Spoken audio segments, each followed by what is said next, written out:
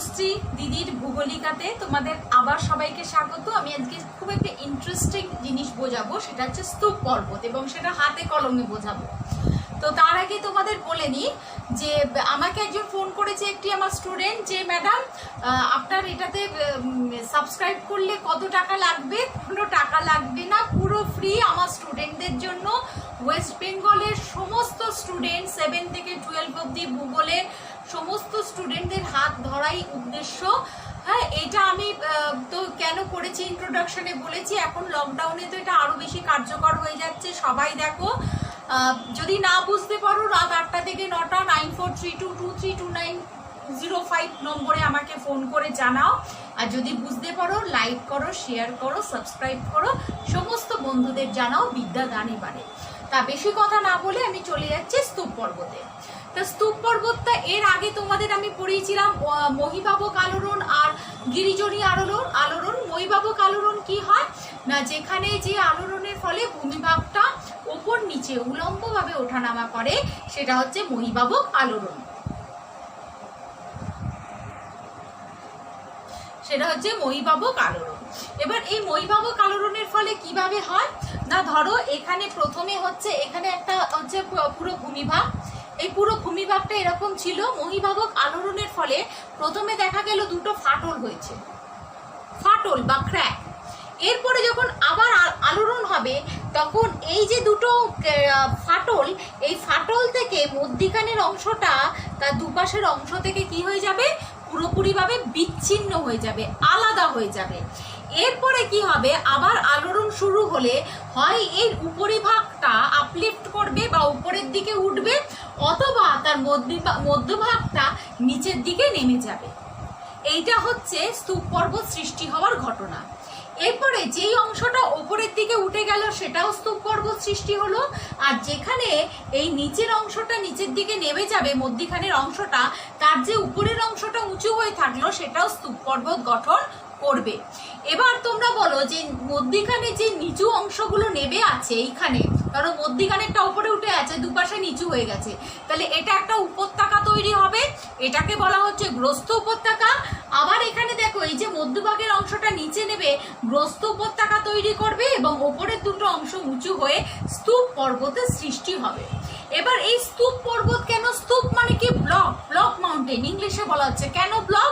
কারণ এই মানে পর্বতটা তুমি ভালো করে লক্ষ্য করো, যেন একটা ব্লক, একটা শিলাস্তূপ, যেন একটা শিলাস্তূপ ওপরে উঁচু হয়ে উঠে গেছে, যেন একটা ঢিপি মতন অবস্থান করছে, একটা ঢিপি বা স্তূপের মতন এই পর্বত অবস্থান করছে বলে এর নাম হচ্ছে স্তূপ পর্বত বা ব্লক মাউন্টেন। বোঝা গেছে?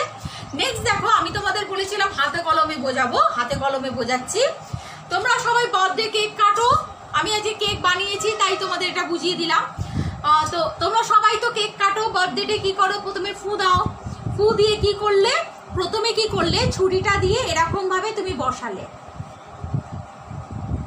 তাহলে এটা কি হলো, মহিভাবক আলোড়নের ফলে কিসের সৃষ্টি হলো, ফাটলের সৃষ্টি হলো। তাহলে প্রথমে তুমি ছুরিটা বসালে, একটা ফাটল হলো। এরপর তুমি যখন ছুরিটা পুরোপুরিভাবে এদিকে পুরোটা কাটছো, এদিকে পুরোটা কাটছো, যখন এই মধ্যভাগের অংশটা দুটো অংশ থেকে আলাদা হয়ে গেল, এই আলাদা হয়ে যাওয়াটাকে বলা হচ্ছে চ্যুতি। এই আলাদা হয়ে যাওয়াটাকে কি বলা হচ্ছে, চ্যুতি। চ্যুতি মানে চ্যুত, মানে একটা অংশ আর একটা অংশ থেকে আলাদা হয়ে গেল। এরপরে দুটো ঘটনা ঘটবে, হয় এই মধ্যিখানের অংশটা এরকম ভাবে ওপরে উঠে যাবে, তাহলে এটা কি হলো, মধ্যভাগের অংশটা ওপরের দিকে উঠে, এটা কি হলো, স্তূপ পর্বত। আর এটা কি হলো, দুটো গ্রস্ত উপত্যকা। অথবা এই মধ্যভাগের অংশটা একদম নিচে নেমে যাবে, এই দুটো আস্তে আস্তে ওপরের দিকে উঠে আসবে। এই দুটো, থ্যাংক ইউ লাডলি, এই দুটো আস্তে আস্তে ওপরের দিকে উঠে আসবে। তাহলে এখানে এই দুটো কি হলো, স্তূপ পর্বত, আর নিচের নামা অংশটা কি হলো, কি হলো, গ্রস্ত উপত্যকা। আমি কেক দিয়ে এটা ভালো দেখালাম, কারণ এটা জাস্ট লাইক এ কেকের মতনই কাজ করছে। একটা ভূপৃষ্ঠ যেটা প্রথমে ফাটল, মহিভাবক আলোড়নের ফলে ফাটল হলো, ফাটল হয়ে তারপরে দুটো ফাটল বরাবর একটা অংশ আলাদা হয়ে গেল, এই আলাদাটাকে বলা হচ্ছে চ্যুতি অংশ। এটাকে কি সৃষ্টি হলো, দুপাশে দুটো চ্যুতি সৃষ্টি হলো। চ্যুতি মানে জুতো, মানে এই অংশটা এই দুটো অংশের থেকে পুরোপুরি আলাদা হয়ে গেছে। নেক্সট কি হবে, এই অংশটা হয় উপরের দিকে এরকম উঠে আসবে স্তূপ পর্বত, এদিকে দুটো গ্রস্ত উপত্যকা, হয় এটা নিচে নেমে যাবে, এই অংশটা উপরের দিকে উঠে আসবে এবং এই অংশটা উপরের দিকে উঠে আসবে। তাহলে এইদিকে কি হলো, দুটো গ্রস্ত উপত্যকা, মধ্যিখানে হলো দুপাশে দুটো হলো স্তূপ পর্বত, আর মধ্যিখানেরটা কি হলো, গ্রস্ত উপত্যকা। তাহলে এই অবধি আমি ক্লিয়ার করতে পেরেছি। এবার আসছি আমি গ্রস্ত উপত্যকার যে বৈশিষ্ট্য আছে বা স্তূপ পর্বতের যে বৈশিষ্ট্য আছে সেই বৈশিষ্ট্য। প্রথমে স্তূপ পর্বতে আসি। স্তূপ পর্বত হচ্ছে বেশি দূর বিস্তৃত হবে না, হ্যাঁ, আশেপাশের অঞ্চলটা বিস্তৃত হবে। তাহলে গ্রস্ত উপত্যকা 1 নম্বর পয়েন্ট হচ্ছে বেশি, মানে ভঙ্গিল পর্বতের মতন অনেক বেশি দিকে মানে হবে না, খুব অল্প পরিসর স্থানে হবে। এবং স্তূপ পর্বতের আরেকটা ইয়ে হচ্ছে, স্তূপ পর্বতের ওপরটা চ্যাপ্টা থাকবে, কারণ এটা ব্লক মাউন্টেন, স্তূপের মতন একটা ঢিপির মতন, তাই এর ওপরটা হবে ফ্ল্যাট বা সামান্য তরঙ্গায়িত এবড়ো খেবড়ো থাকতে পারে। স্তূপ পর্বতের দুপাশে দুটো ঢাল থাকবে, দুপাশে দুটো স্টিপ ঢালও হতে পারে, বা একটা খুব মানে খাড়া ঢাল আর একটা একটু মানে তির্যক ঢাল এরকমও হতে পারে। আর একটা হচ্ছে স্তূপ পর্বতে কোনো শৃঙ্গ থাকবে না, বা স্তূপ পর্বত সুবিশাল উঁচু, বা ধরো 2000-3000 এত উঁচু স্তূপ পর্বত, বেশি উঁচু স্তূপ পর্বত ভঙ্গিল পর্বতের মতো উঁচু স্তূপ পর্বত হবে না, যেখানে কিনা বরফ জমতে পারে। ঠিক আছে। আর স্তূপ পর্বতের দুপাশে যে দুটো উপত্যকা তৈরি হয় সেই উপত্যকাকে আমরা বলবো গ্রস্ত উপত্যকা। এবার এই যে স্তূপ পর্বত আর একটা নাম হচ্ছে হোর্স্ট। আবার একটা কোশ্চেন আসে যে সব মানে হোর্স্ট মানে স্তূপ পর্বত, কিন্তু স্তূপ পর্বত মানেই হোর্স্ট না। তাহলে স্তূপ পর্বত আর হোর্স্টের পার্থক্যটা কি না, স্তূপ পর্বত দুপাশে এরকম তির্যক হতে পারে, তির্যক ভাবে উঠতে পারে। ধরো একটা হয়ে গেল খুব খাড়া ঢাল আর একটা হয়ে গেল খুব তির্যক ঢাল, মানে একটা ঢালু। উপত্যকা আর স্তূপ পর্বত আর হোর্স্টের মধ্যে পার্থক্য কি? হোর্স্ট মানেই তো স্তূপ পর্বত, কিন্তু সব স্তূপ পর্বত হোর্স্ট না।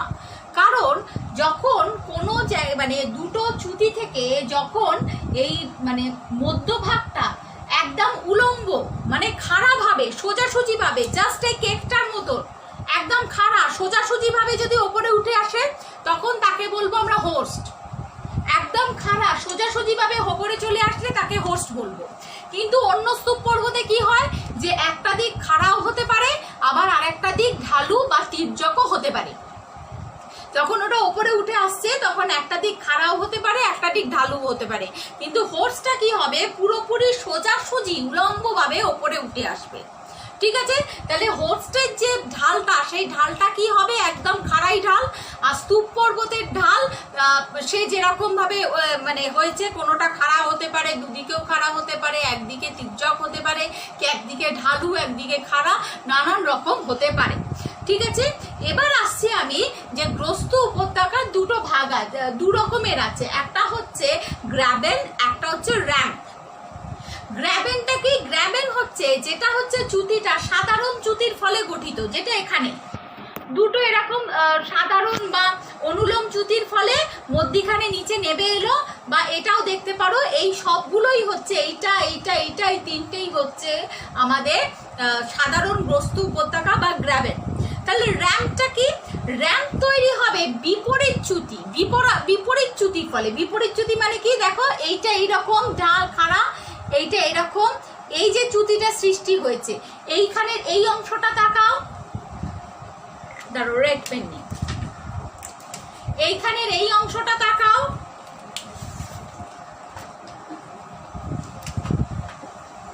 আর এই জায়গার এই অংশটা তাকাও। দুটো পার্থক্য বুঝতে পারছো? এইটা হচ্ছে বিপরীত চ্যুতি। এই বিপরীত চ্যুতির ফলে যে গ্রস্ত উপত্যকা সৃষ্টি হবে সেটা হচ্ছে র্যাম্প গ্রস্ত উপত্যকা, আর যেটা সাধারণ চ্যুতির ফলে সৃষ্টি হবে সেটা হচ্ছে গ্র্যাবেন। ঠিক আছে। তাহলে অনেকগুলো আমাদের উদাহরণ আছে। কি কি কি কি আমাদের হচ্ছে ধরো সাতপুরা, ওটা একটা স্তূপ পর্বত, ঠিক আছে। তারপরে হচ্ছে আমাদের নর্মদা নদীর উপত্যকা, সেটা একটা গ্রস্ত উপত্যকা, ঠিক আছে। এরকম অনেক গ্রস্ত উপত্যকা এবং চ্যুতির আছে। আর একটা আমি তোমাদের বুঝিয়ে দিচ্ছি স্তূপ পর্বত এবং গ্রস্ত উপত্যকার তফাৎ। সব থেকে বড় গ্রস্ত উপত্যকা হচ্ছে আফ্রিকার যে রিফট ভ্যালি। এছাড়া নর্মদা নদী উপত্যকা হচ্ছে আমাদের ভারতের গ্রস্ত উপত্যকা। হ্যাঁ, ভারতের সাতপুরা, জার্মানির ব্ল্যাক ফরেস্ট, ফ্রান্সের ভোজ, এইগুলো সবই হচ্ছে স্তূপ পর্বত বা হোস্টেড উদাহরণ। গ্র্যাবেন বা গ্রস্ত উপত্যকা বলতে জার্মানির যে রাইন নদী, আমাদের যে নর্মদা নদী এসে, আর আফ্রিকার গ্রেট রিফট ভ্যালি হচ্ছে সব থেকে বড় পৃথিবীর গ্রস্ত উপত্যকা। এবার আমি যেটা বোঝাবো গ্রস্ত উপত্যকা এবং স্তূপ পর্বতের পার্থক্য। আশা করি প্রত্যেকটা পয়েন্ট তোমাদের আমি তো চেষ্টা করছি, আমি জানি না তোমাদের ওখান থেকে রেসপন্স যদি না পাই তাহলে আমি বলতে পারবো না তোমরা কতটা বুঝতে পারছো। স্তূপ পর্বত গ্রস্ত উপত্যকার পার্থক্য যে যখন কোনো মৈভাবক আলোড়নের ফলে কোনো ভূমি উত্থিত হয়ে যায়, তার ফলে কিসের সৃষ্টি হয়? স্তূপ পর্বত। আর অবনমিত ভূমিতে কিসের সৃষ্টি হয়? গ্রস্ত উপত্যকা। স্তূপ পর্বতের উচ্চতা বেশি হবে, গ্রস্ত উপত্যকার উচ্চতা কম হবে। আর একটা হচ্ছে যে স্তূপ পর্বতকে বলা হবে হোস্ট, একটা ধরন হচ্ছে হোস্ট, আর গ্রস্ত উপত্যকাকে বলা হবে গ্রাবেন, ঠিক আছে। এইটাই হচ্ছে প্রধান পার্থক্য। এখানে হচ্ছে সমান্তরাল চ্যুতির মধ্যভাগ হয় ওপরে উঠে আসবে, ওপরে উঠে স্তূপ পর্বতের সৃষ্টি হবে, বা সমান্তরাল চ্যুতির নিচে বসে গেলে তার দুপাশটা গ্রস্ত উপত্যকার সৃষ্টি হবে, আর স্তূপ পর্বতের সৃষ্টি হবে। আর গ্রস্ত উপত্যকার কখন সৃষ্টি হবে না? সমান্তরাল চ্যুতির যখন নিচে বসে যাবে, সেই অংশটা একটু নিচে বসে গেলে গ্রস্ত উপত্যকার সৃষ্টি হবে, বা সমান্তরাল চ্যুতির স্তূপ পর্বতের যে পার্শ্ববর্তী অংশটা গ্রস্ত উপত্যকার সৃষ্টি করবে। আবার বলছি, সমান্তরাল চ্যুতির মাঝখানটা ওপরে উঠে গেলে স্তূপ পর্বত, বা সমান্তরাল চ্যুতি যদি গ্রস্ত উপত্যকার সৃষ্টি হয় তার দুপাশে হচ্ছে স্তূপ পর্বত। আবার হতে পারে যে এই সমান্তরাল চ্যুতির যে নিচে দুটো অংশ বসে যাবে সেটা গ্রস্ত উপত্যকা, বা বসে গেলে গ্রস্ত উপত্যকার সৃষ্টি হবে। স্তূপ পর্বতের আমরা দুটো ভাগ পেলাম, একটা হচ্ছে তোমার স্তূপ পর্বত, একটা হচ্ছে হোস্ট। আর আমরা গ্রস্ত উপত্যকারও দুটো ভাগ পেয়ে গেলাম, একটা হচ্ছে র্যাম্প আর একটা হচ্ছে গ্রাবেন গ্রস্ত উপত্যকা। আশা করি তোমরা বুঝতে পেরেছো, কেকের ব্যাপারটাও বুঝতে পেরেছো। তাহলে মহীভাবক আলোড়ন হচ্ছে এই ধরনের আলোড়ন যেটা কিনা সোজাসুজি ওপরে ওঠানামা করে, সেটা হচ্ছে মহীভাবক আলোড়ন। সেটা এরকম উঠেও যেতে পারে, নিচেও নামতে পারে, তার ফলে সৃষ্টি হচ্ছে গ্রস্ত উপত্যকা এবং স্তূপ পর্বত। আশা করি তোমরা বুঝতে পেরেছো। আমি স্তূপ পর্বত হোস্টের পার্থক্য বোঝালাম, স্তূপ পর্বত গ্রস্ত উপত্যকার পার্থক্য বোঝালাম, যতটা পেরেছি তার বৈশিষ্ট্য বোঝালাম, উদাহরণ দিলাম, যতটা পেরেছি চেষ্টা করেছি। আমি সত্যি পারছি কিনা তোমরা একটা লাইক, শেয়ার বা কমেন্ট করলে আমার ভীষণ ভালো লাগবে। আর যদি অসুবিধা হয় রাত 8টা থেকে 9টা 9432232905 নম্বরে আমাকে ফোন করে তোমরা জানাতে পারো তোমাদের কি প্রবলেম। 7 থেকে 12 সমস্ত জিওগ্রাফি স্টুডেন্টদের জন্য, পুরো পশ্চিমবঙ্গের জন্য আমি তনুশ্রী চ্যাটার্জি ফ্রি আছি। আমি একজন স্কুলের শিক্ষিকা, আমার একটাই উদ্দেশ্য তোমাদের ভূগোলে ভালোভাবে তৈরি করা।